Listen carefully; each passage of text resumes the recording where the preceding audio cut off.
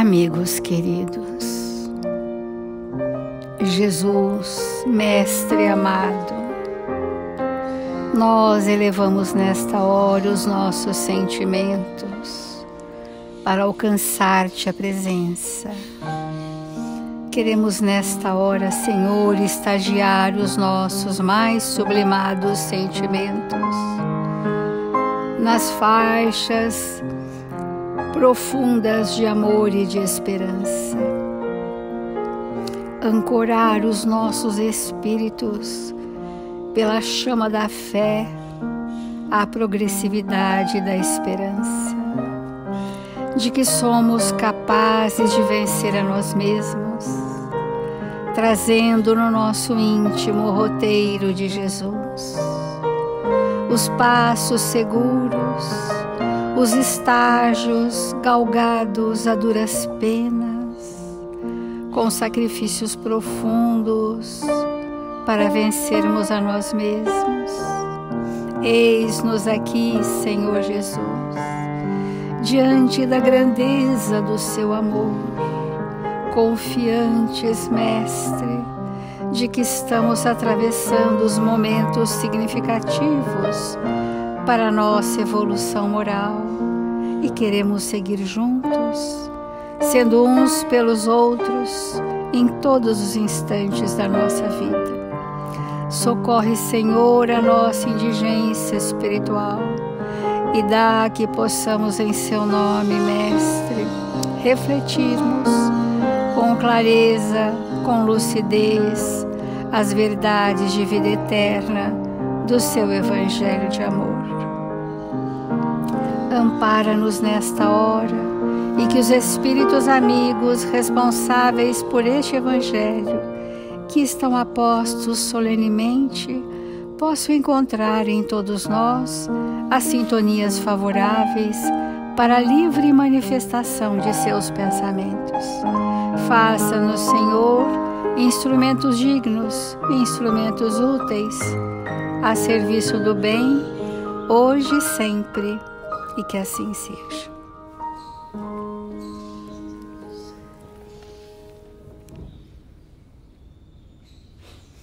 Do Evangelho segundo o Espiritismo, o capítulo 5, Bem-aventurados os aflitos.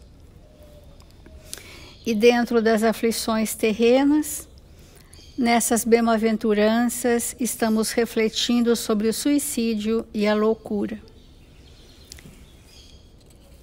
O Evangelho diz: a incredulidade, a simples dúvida sobre o futuro, as ideias materialistas, numa palavra, são os maiores excitantes ao suicídio.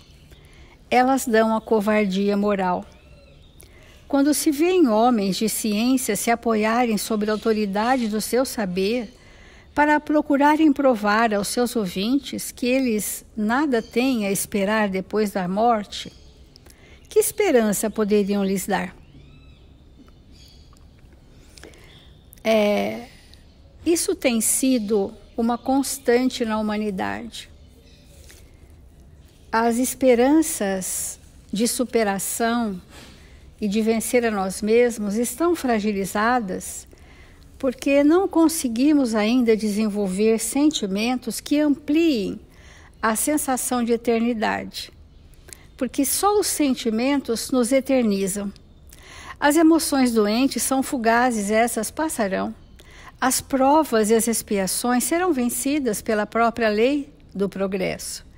Mas o que eterniza o espírito, o que dá para ele a absoluta convicção de que a imortalidade do espírito é vida eterna, é vida pela frente, é esperança de progresso, são só os sentimentos. Porque quando nós demoramos o nosso pensamento tão somente nas nossas imperfeições, e que são muitas, nós ficamos retidos, como se fosse uma clausura nas nossas imperfeições. E mesmo a nossa consciência nos chamando para essa superação, nós optamos em atrelar o nosso pensamento naquilo que nós trouxemos de pendência evolutiva. Então, se o sentimento é o caminho único que vai eternizar para nós, porque se eu disser nós somos espíritos imortais, todos já o sabemos, mas não sentimos, porque estamos deixando de forma perene a dor. Escolhemos viver a dor ao invés de escolher o amor que abre o horizonte e eterniza o espírito.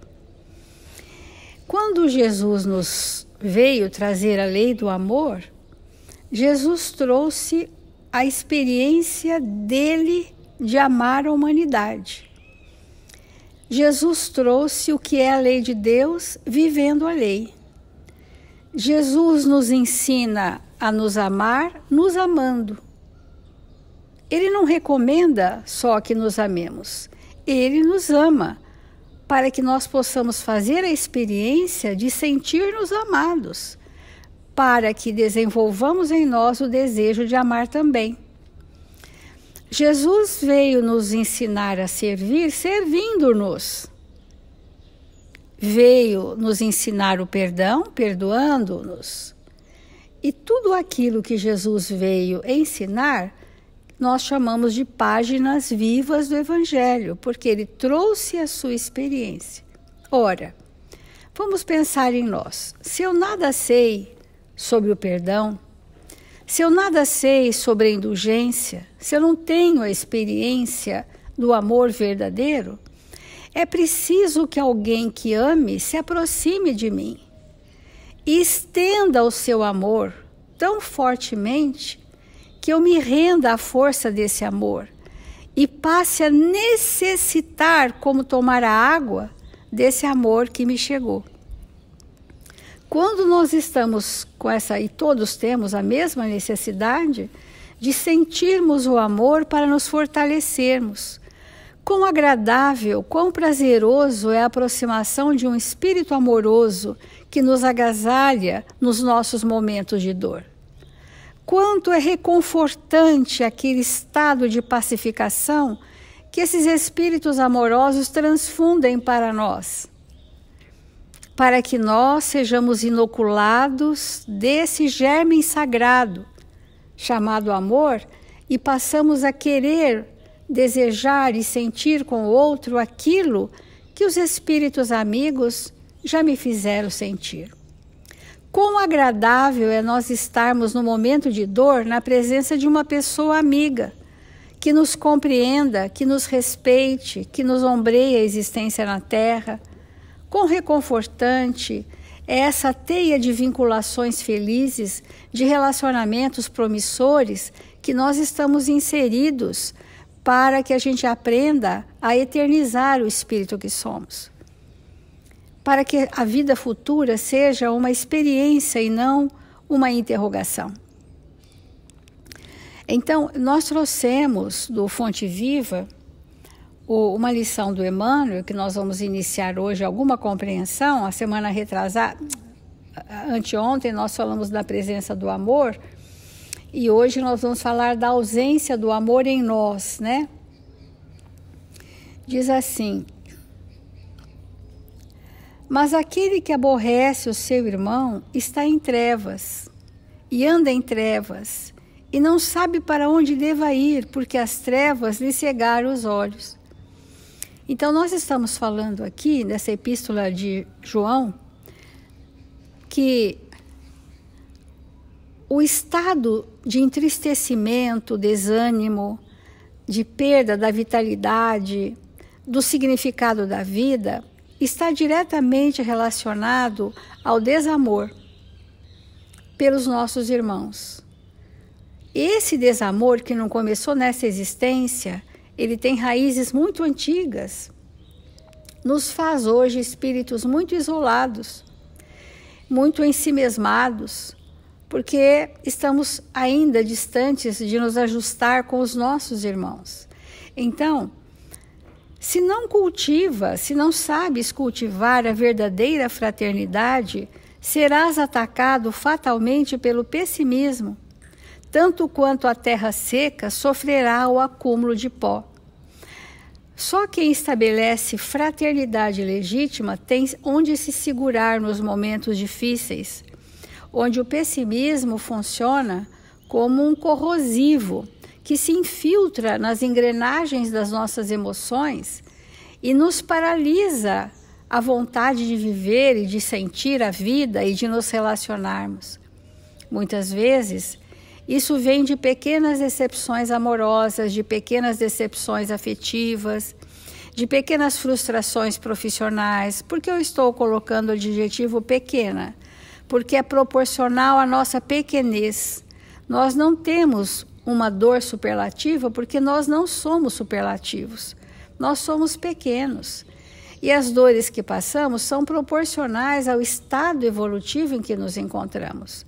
E Emmanuel nos convida a amar como Jesus nos amou. É claro que no planejamento reencarnatório nós sempre vamos ter pessoas encarnadas que são para nós, seja na nossa família, no nosso grupo de convivência, dos mais chegados, que são para nós sinalizadores da verdade, que vivem a verdade conosco. Esta verdade é o amor de Deus por nós. Então são as pessoas que nos amam, que nos aconchegam, que nos compreendem, que nos esperam. Porque é muito importante nós não termos cobranças, nós esperarmos o tempo evolutivo do outro. Os companheiros que fogem às tarefas do amor são profundamente tristes pelo fel de intolerância com que se alimentam. Então, a intolerância, a intransigência, o excesso de exigência são aqueles espíritos que são de difícil convivência conosco. E muitas vezes, para suportar a convivência, ficam apartados. Mas a existência, a vida, está convidando a transformação, não segregação. Olha, eu vou me segregar porque eu não consigo conviver. Ao invés disso, eu vou aprender a amar, como Jesus tem nos ensinado. Como que nós vamos aprender a amar? Começando pelos deveres morais. Os deveres morais vão rodar a engrenagem que está engripada pela intolerância, pelo pessimismo, pela solidão. Né? Vão rodar aquela roda que está ali precisando do lubrificante vital da vida, que são os nossos sentimentos mais purificados. O dever, né, de fazer o bem, o dever de amparar alguém, mesmo que esse dever não lhe traga prazer, mas a nível de consciência você estará se pacificando. Através do dever retamente cumprido, nós não vamos dar um salto do extremada incredulidade, do materialismo para o amor superlativo. Isso é impossível, por isso que o Evangelho nos ensina passo a passo. Vamos começar pelo dever que eu tenho para com os meus pais, para com os meus filhos, para com as pessoas que comigo convivem, dever de respeitar, dever de ser afetivo, dever de ser solícito, dever de sacrificar-me pelo outro, dever de estar priorizando a necessidade do outro em detrimento da minha. Esta lição, tão simples e tão possível, roda a engrenagem que está enferrujada, sem lubrificante do sentimento. E que nos deixou temporariamente incrédulos. Incrédulos quanto a Deus, quanto a nós mesmos, quanto à vida. Nessa visão materialista, nós perdemos a alegria de viver. E esse perfil, então Emmanuel vai descrever, nós vamos todos nos enquadrar nesse perfil, que ele diz assim: convidados ao esforço de equipe, trabalhar em equipe é um desafio. Asseveram que os homens respiram em bancarrota moral. Eles criticam. Trazidos ao culto da fé, supõem reconhecer em toda parte a maldade e a desilusão. Então, prevalece. Os homens estão em bancarrota moral, nem adianta trabalhar em equipe, não haverá cooperação, não haverá aquele entrosamento uns com os outros. Pensamento equivocado. Chamados ao culto da fé, falar, não adianta, porque todo mundo tem maldade, desilusão, que é a incredulidade. Em todas essas frases que Emmanuel está trazendo, ele está mostrando o quanto nós estamos desiludidos, incrédulos. Chamados à caridade, consideram-nos irmãos de sofrimento e inimigos prováveis, afastando-se irritadiços. Quando nós estamos cumprindo o dever, mesmo que a gente não tenha satisfação, e que aquilo é um sacrifício, nós ficamos, a nível de consciência, muito mais pacificados. Então, nós estamos falando aqui a corações amigos que nos acompanham a uma existência, para que nós pudéssemos seguir juntos por toda a eternidade.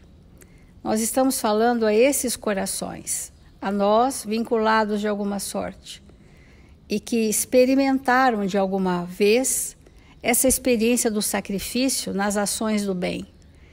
E quão mais felizes ficamos por estarmos esquecidos de nós mesmos e despertados para o outro. Então,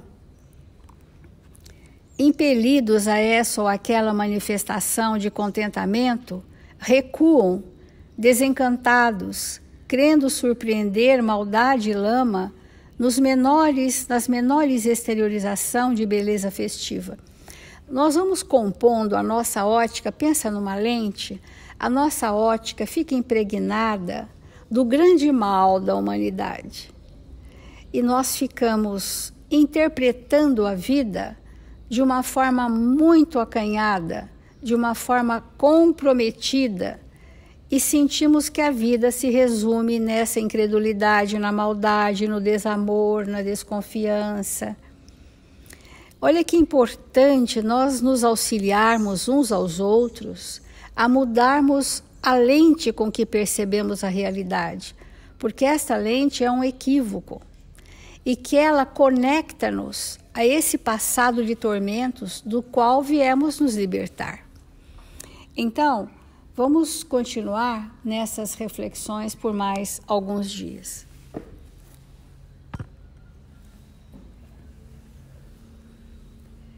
Por que será que os espíritos luminosos que nos amam, que tutelam toda a humanidade, julgaram importante colocar esse item no Evangelho segundo o Espiritismo?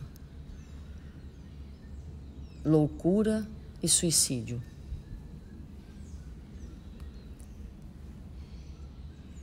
Evidentemente, é porque nós, em humanidade, necessitamos compreender profundamente a causa disso em nós. Então, nós sabemos, quando nós olhamos para a natureza, que um animal pode enlouquecer.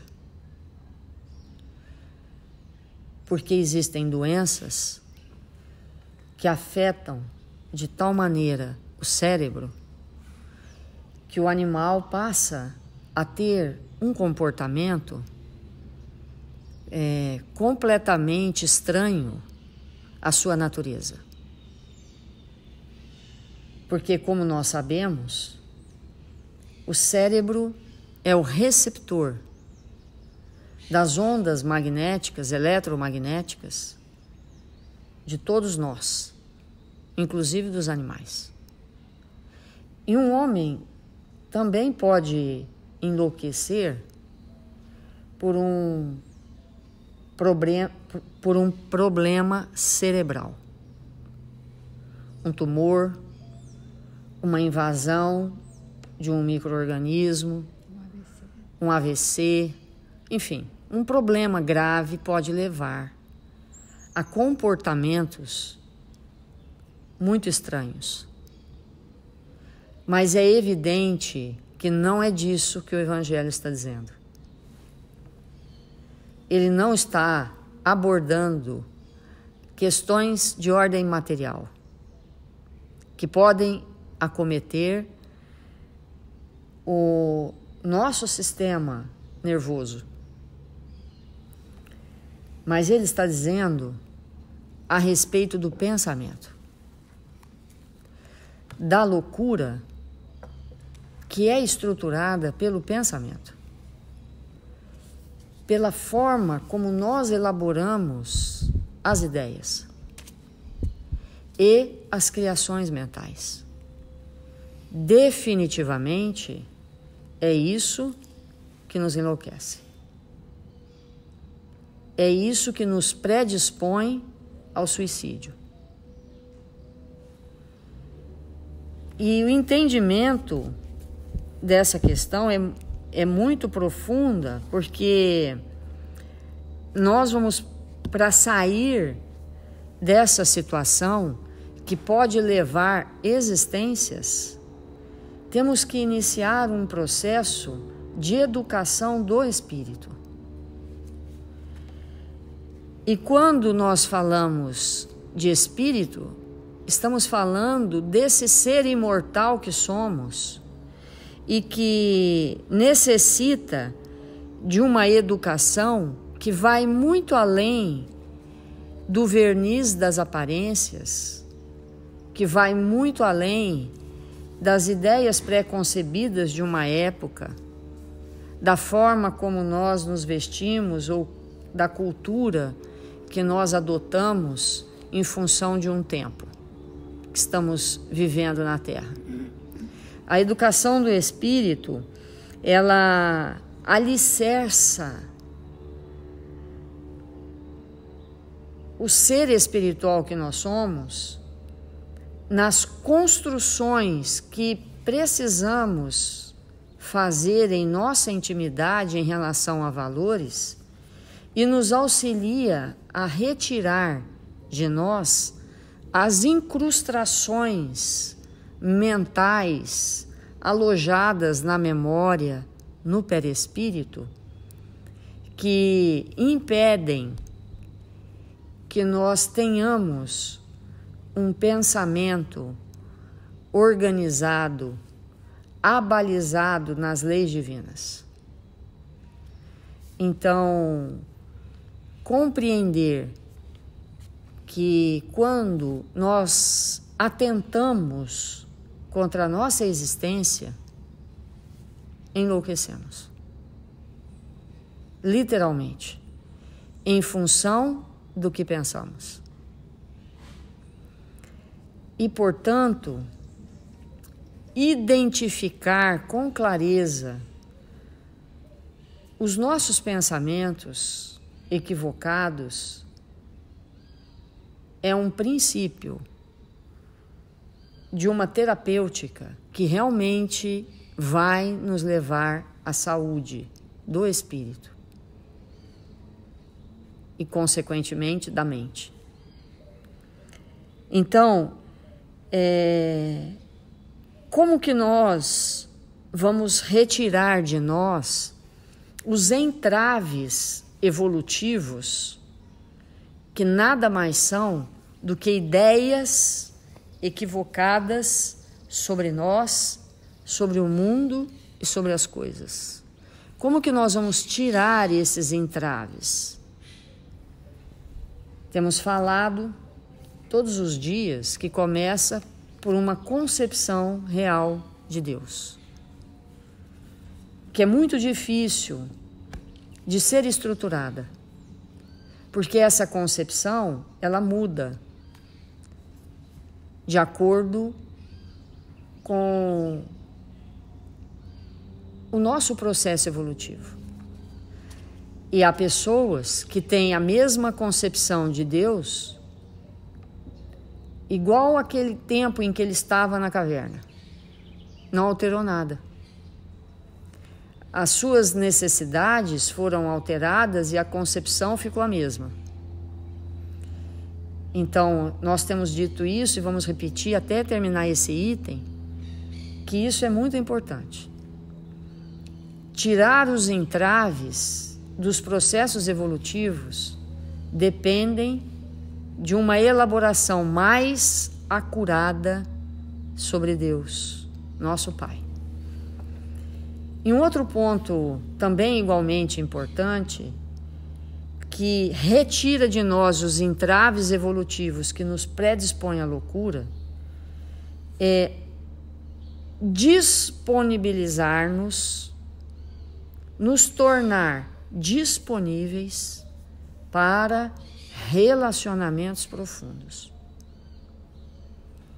Como nós temos dito, não existe louco que não é isolado.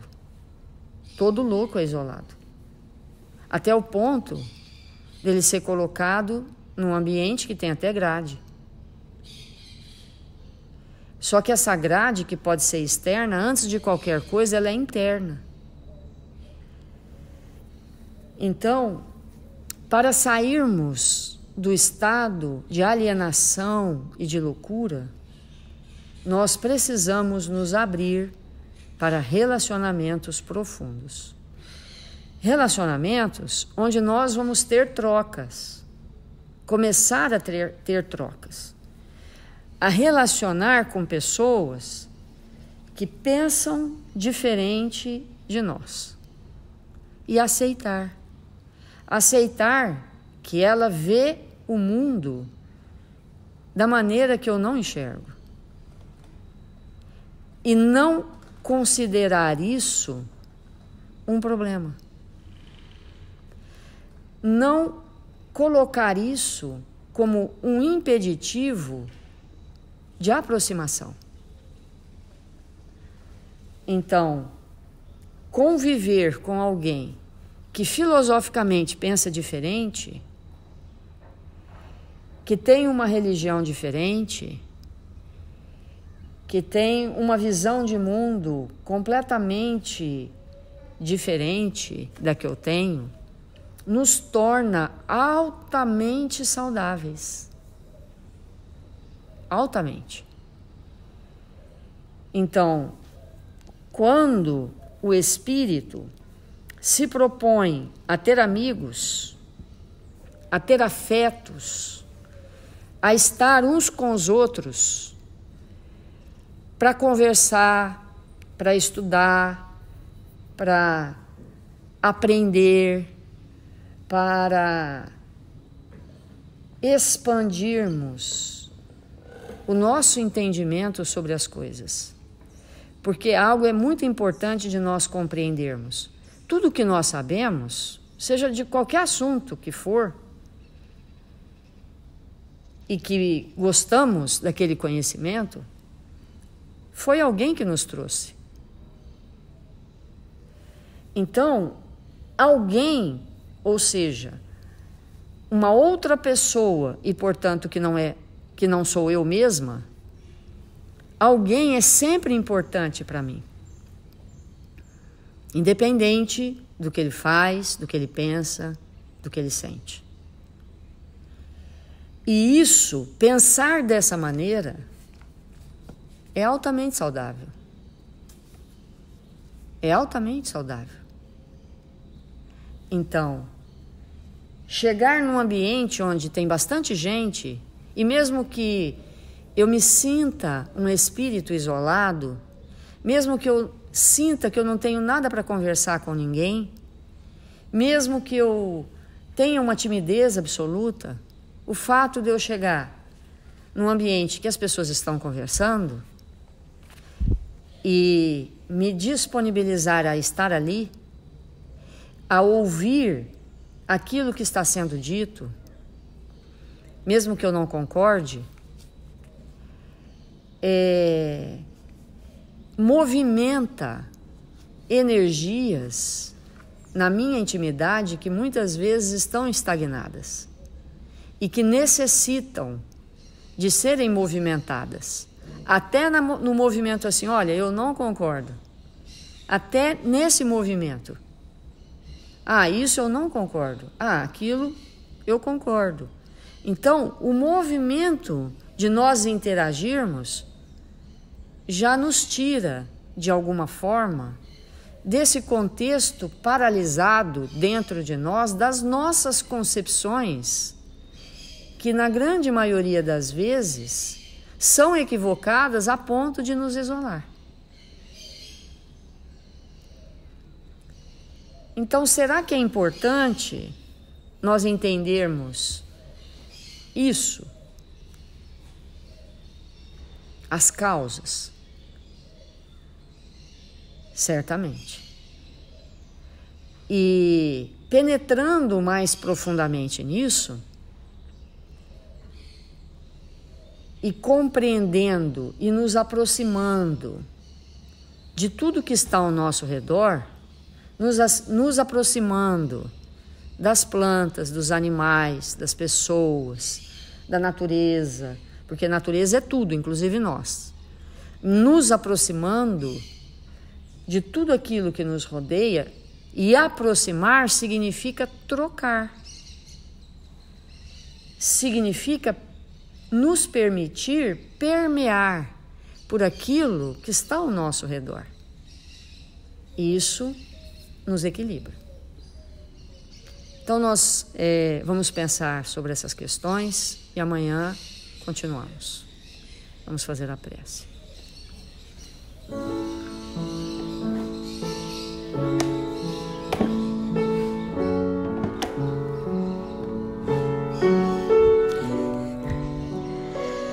Jesus, divino amigo das nossas vidas,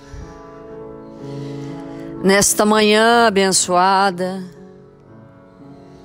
que o Senhor nos envolve com vibrações amorosas, rogamos o seu amparo, Senhor. Rogamos, Jesus, que o seu olhar doce e misericordioso nos envolva, para que possamos confirmar na nossa intimidade o quanto estamos desejosos de nos tornarmos seus mínimos discípulos todos os dias das nossas vidas. 1000 vezes obrigado, Pai, porque estamos aqui, porque o Senhor nos criou pelo amor e para o amor. 1000 vezes obrigado por este dia que nos encontramos na Terra com oportunidades espetaculares de aprender a amar a vida, amar aqueles que nos cercam, nos entregarmos com alegria e bom ânimo às tarefas simples que o Pai nos confiou. E é nesse clima, Senhor, que rogamos aos benfeitores que nos cercam, a estas equipes socorristas, que possam envolver os nossos irmãos necessitados de saúde e paz, do corpo e da alma, que possam nesse instante serem visitados e amparados, para que recebam das tuas mãos tudo o que necessitam nesta hora. Envolve-os, socorre-os,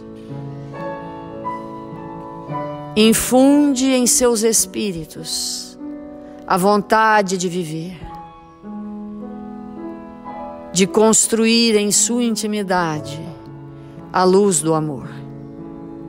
E nesta hora abençoada do dia, Senhor, rogamos a Ismael,